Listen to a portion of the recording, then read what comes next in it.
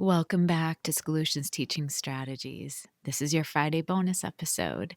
It's an accompaniment to my conversation with Mona Iehl, Season 5, Episode 11, 5 Steps to Creating a Classroom of Problem Solvers. If you haven't listened to that episode yet, pause this content, listen to the episode right below this, and then come back. My conversation with Mona made me think a lot about all of the ways we think we're helping our kids as mathematicians, but a lot of those ways could actually be hurting them or even holding them back.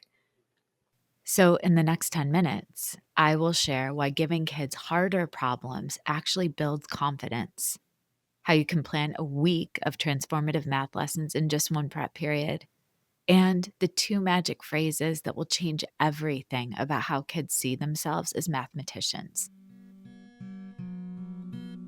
This is Solutions Teaching Strategies, the podcast that extends education beyond the classroom. A show that isn't just theory, but practical, try-it-tomorrow approaches for educators and caregivers to ensure every student finds their spark and receives the support they need to thrive. I am so happy to have you joining me for another Friday bonus episode. I'm still thinking about my conversation with Mona Iehl, and I wanted to come back to share something that has been keeping me up at night because it's something that reframes how we think about teaching math.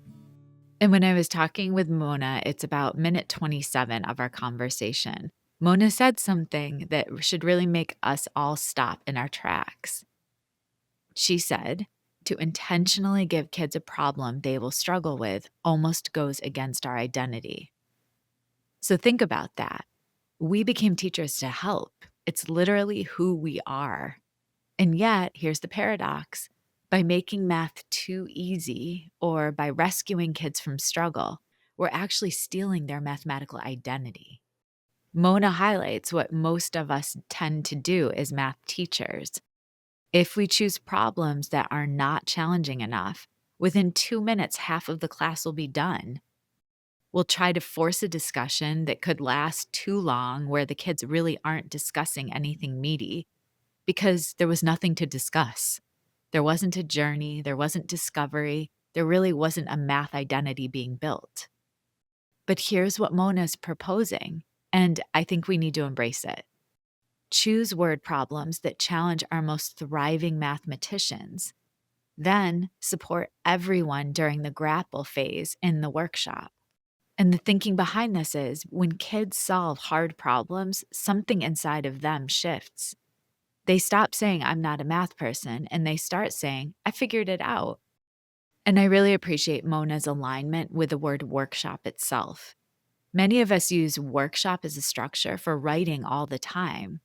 Kids draft, revise, share, celebrate. It's messy, it's iterative, it's unfinished. And as Mona put it, some days you just put it back in your folder and think about it tomorrow. But math feels like it's always been binary, right or wrong, done or not done. What if we're teaching kids that math is a performance when it really needs to be a process? One of my favorite quotes that Mona shared of John Dewey's is, we do not learn from experience, we learn from the reflection of the experience. So that makes me think about in traditional math, where's the reflection? Where's the community? Where's the celebration of different thinking? How are we celebrating that all of our children are thinking mathematically, just differently? I've had lots of teachers reach out since my episode released on Monday with Mona, and a lot of them appreciated Mona's breakdown of how to actually plan for word problem workshop. Mona breaks down how we can plan a week's worth of instruction in one prep period. Here's her secret. Stop planning what the kids will do. Start planning how kids will think. She used a brilliant tool called a forecasting guide. It's in her book, basically anticipating 6 different ways kids might solve the problem. And here's the best part. Do this work with your grade level colleagues or with your coach. Sit together and do the math. When was the last time you actually solved math problems you're giving kids? Not just check the answer key.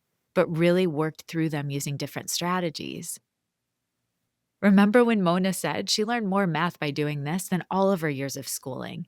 And I believe her, because when we solve multiplication problems by drawing circles, by skip counting, by using the distributive property, by decomposing numbers, suddenly we can see connections. And it empowers us to support all of our students, no matter their approach to solving the problems. I also want to revisit a part of our conversation around the home connection. For caregivers listening, Mona reminded me of something that felt so obvious and yet I wasn't doing. We read to our kids every night, right? We narrate everything. We talk about what's happening in the stories. We wonder aloud.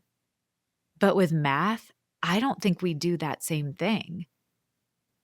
Mona gave examples like, 3 toothbrushes in the jar. I wonder where the fourth one is. Or 5 plates, but only 4 forks. We're missing one. We're already narrating our kids' worlds. We just forgot to include the math. And here's what really stayed with me. Mona talked about seeing the coach try this approach with her students. She thought it would be a disaster, crying, bathroom escapes, paper crumpling. But instead, the kids rose to the occasion. Because here's what we forget. Kids feel when we believe in them. They know it. And when we give them problems that are too simple for them, when we give them compliment sandwiches, we're telling them subtly but clearly that we don't think they can handle the real stuff.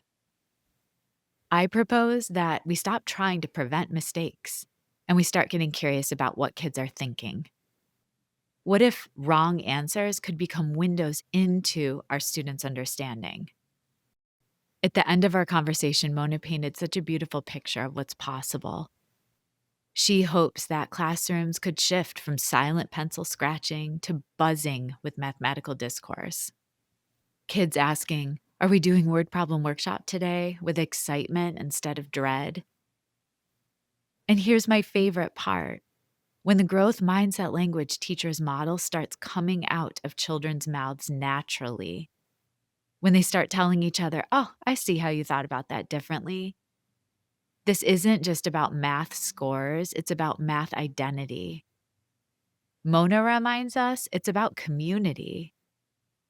It's about kids discovering they are math people. They just needed the space to prove it to themselves.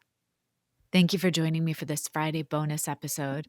If this resonated with you, share it with someone who needs to hear it. That teacher who dreads the math block, that caregiver who says, "I'm not a math person," in front of their kids. We can change this narrative, one problem, one grapple, one reflection at a time.